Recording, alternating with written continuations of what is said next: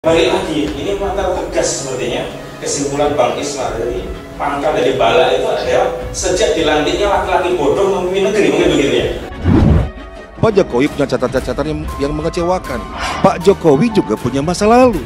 Saya sungguh-sungguh ingin mengganggu, bukan sekedar untuk mengganggu. Tuhan memberikan sebuah jabatan yang saya bisa berbuat sesuatu dan ya saya ingin melakukan sesuatu itu Wah, kalau ngomongin prestasi Jokowi selama 7 tahun ini, kita harus jujur. Bahkan jadi tangan kita nggak cukup untuk menghitung. Akan datang menurut Rasul itu zaman di mana orang-orang khianat diberi amanah, orang-orang amanah dianggap khianat, pendusta dianggap benar, dan orang-orang yang sidik dianggap pendusta. Sesungguhnya bagi pengelola negara yang telah menabrak konstitusi dan menyandang cacat moral dalam pengelolaannya, maka sejatinya tidak lagi memiliki kekuatan apapun sebagai penyelenggara negara yang telah jatuh martabatnya. Kita tak boleh taksub kepada simpulan-simpulan. No, ketaksuban itu yang menghancurkan bangsa. Ketaksuban itu yang menghancurkan negara. Begitu banyak hal yang dilakukan Jokowi sejak dia menjabat.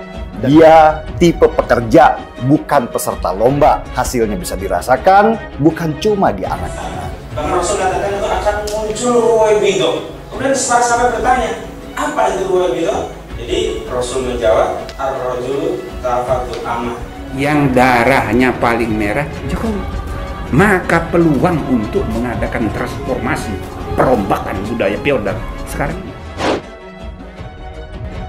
Jadi seorang laki-laki, nah nanti redaksinya mungkin keliru, mohon dimaafkan, yang pada pokoknya artinya seorang laki-laki bodoh yang diserahi urusan negara, urusan umat, urusan kepemimpinan. Inilah yang berakibat pada praktek demokrasi yang buruk. Indonesia hari ini adalah terbukti telah gagal mensejahterakan rakyat. Sekarang, pembangunan infrastruktur masif di Papua. Dari ribuan kilometer jalan yang dibangun, tinggal belasan kilometer lagi, maka seluruh Papua akan terhubung. Ekonomi di sana akan bangkit, biaya hidup juga akan lebih murah, dan pendidikan juga kesehatan akan lebih merata. Seorang profesor dari Singapura bernama Kishore Mahbubani memaparkan tulisan berupa pujian untuk Presiden Joko Widodo. Mahbubani menulis artikel berjudul The Genius of Jokowi dan menceritakan capaian Jokowi selama menjadi Presiden Indonesia. Demi Allah, saya bersumpah akan memenuhi kewajiban Presiden Republik Indonesia dengan sebaik-baiknya dan seadil-adilnya. Tidak ada lagi kerja di zona yang nyaman. Kalau ada lembaga-lembaga yang tidak bermanfaat dan bermasalah, saya pastikan saya bubarkan. Tidak ada lagi kerja-kerja yang hanya rutinitas. Tidak ada lagi kerja-kerja yang monoton, yang begitu-begitu saja. Kita harus membangun nilai-nilai baru dalam bekerja, yang menuntut kita harus cepat beradaptasi dengan perkembangan zaman. Kalau kita baca, Mahbubani memuji habis Jokowi, terutama dari sisi developmentalism. Nah, ini yang kira-kira menjelaskan mengapa Mahbubani menyebut Jokowi sebagai sosok yang jenius. Balik lagi, ini mata tegas sepertinya kesimpulan Bang Ismar dari pangkal dari bala itu adalah sejak dilantiknya laki-laki bodoh memimpin negeri, mungkin begitu ya. Kita lihat Indonesia, malu kita sekarang. Kenapa Indonesia boleh jadi begitu? Karena sifat rakyatnya sudah menjadi watchdog, melihat, dan kalau tak betul mereka membuat pembetulan. Jadi semua itu punya darah biru semua. Yang darahnya paling merah Jokowi. Maka peluang untuk mengadakan transformasi, perombakan budaya feodal sekarang ini. Kalau ngomongin prestasi Jokowi selama 7 tahun ini, kita harus jujur. Bahkan jadi tangan kita nggak cukup untuk menghitung. Mau mulai dari mana? Bubarkan Petral, itu baru Petral. Ada lagi Freeport. Baru di zaman Jokowi lah Freeport bisa kembali dan Indonesia punya saham mayoritas di sini. Jokowi itu presiden terbaik yang kita miliki saat ini.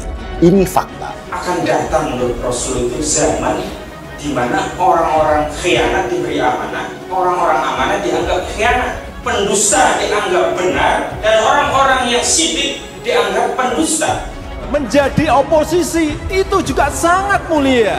Silahkan ingin menjadi oposisi, asal jangan oposisi yang menimbulkan dendam, Asal jangan oposisi yang menimbulkan kebencian, apalagi disertai dengan hinaan, disertai dengan cacian, disertai dengan makian-makian.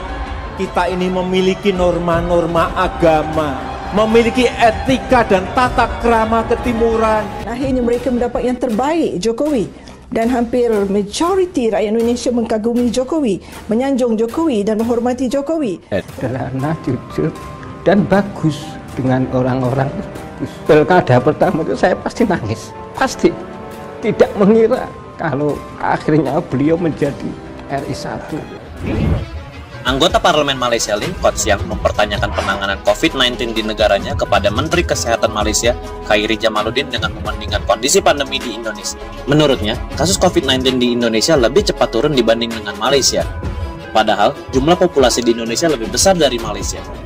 Tetapi kita Malaysia, daripada saya darjah 1 sampai saya dah tua bangka hari ni, balik-balik orang yang sama. Anwar, Mahathir, Anwar, Zahid. Pusing-pusing kat situ. Kenapa rakyat Malaysia tidak matang? Come on, beri peluang kepada orang baru. Itu sangat-sangat kelihatan sekali. Selamanya Jokowi itu bukan pencitraan sama sekali. Boleh taksub kepada simpulan-simpulan. No, ketaksuban itu yang menghancurkan bangsa. Ketaksuban itu yang menghancurkan negara. Karena Jokowi seperti saya, bukan anak menteri, bukan anak bangsawan, bukan anak pejabat, bukan anak jenderal, bukan anak orang kaya. Dia sama seperti saya, sama seperti kita yang ada di sini. Bukan anak siapa-siapa. Kalau Jokowi bisa jadi presiden, anak kita bisa jadi presiden. Demi Allah, saya bersumpah akan memenuhi kewajiban Presiden Republik Indonesia dengan sebaik-baiknya dan seadil-adilnya. Keislamannya Jokowi itu kafah dan akhlaknya itu yang luar. Bapak Insinyur Haji Joko Widodo dan Wakil Presiden Republik Indonesia, Bapak Haji Muhammad Yusuf Kalla, dan Wakil Presiden Republik Indonesia terpilih, Bapak Profesor Kiai Haji Ma'ruf Amin, didampingi pimpinan MPR memasuki ruang sidang paripurna. Presiden terpilih Republik Indonesia dan Wakil Presiden terpilih Republik Indonesia serta rohaniwan dimohon menuju tempat yang telah ditentukan. Bismillahirrahmanirrahim. Demi Allah, saya bersumpah akan memenuhi kewajiban Presiden Republik Indonesia dengan sebaik-baiknya dan seadil-adilnya, memegang teguh Undang-Undang Dasar dan menjalankan segala undang-undang dan peraturannya dengan seluruh-seluruhnya, serta berbakti kepada nusa dan bangsa. Indonesia telah menjadi negara maju dengan pendapatan menurut hitung-hitungan 320 juta rupiah per kapita per tahun, atau 27 juta per kapita per bulan. Itulah target kita. Itulah target kita bersama. Mimpi kita di tahun 2045, produk domestik bruto Indonesia mencapai 7 triliun US dollar. Dan Indonesia sudah masuk ke 5 besar ekonomi dunia dengan kemiskinan mendekati 0%. Kita harus menuju ke sana. Kita sudah hitung-hitung, kita sudah kalkulasi. Target tersebut sangat masuk akal dan sangat memungkinkan untuk kita capai. Namun, semua itu tidak datang otomatis, tidak datang dengan mudah. Harus disertai kerja keras, dan kita harus kerja cepat, harus disertai kerja-kerja bangsa kita yang produktif.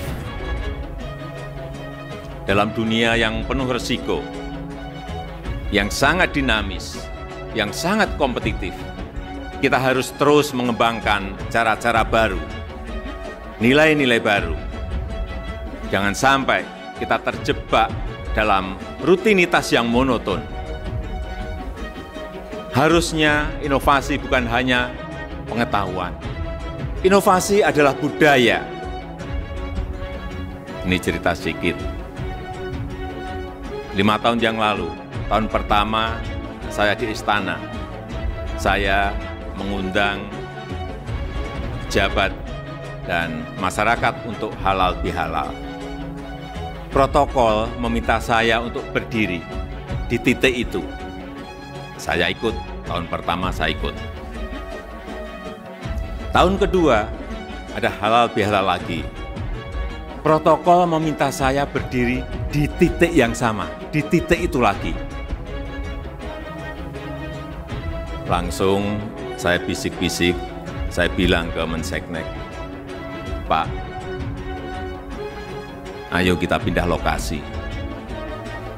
Kalau kita tidak pindah, ini akan menjadi kebiasaan di titik itu lagi. Dan itu akan dianggap sebagai aturan. Dan kalau diteruskan, bahkan nantinya akan dijadikan seperti undang-undang. Duduknya apa? Berdirinya di situ terus. Ini yang namanya monoton dan rutinitas. Sekali lagi, mendobrak rutinitas adalah satu hal, dan meningkatkan produktivitas adalah hal lain yang menjadi prioritas kita.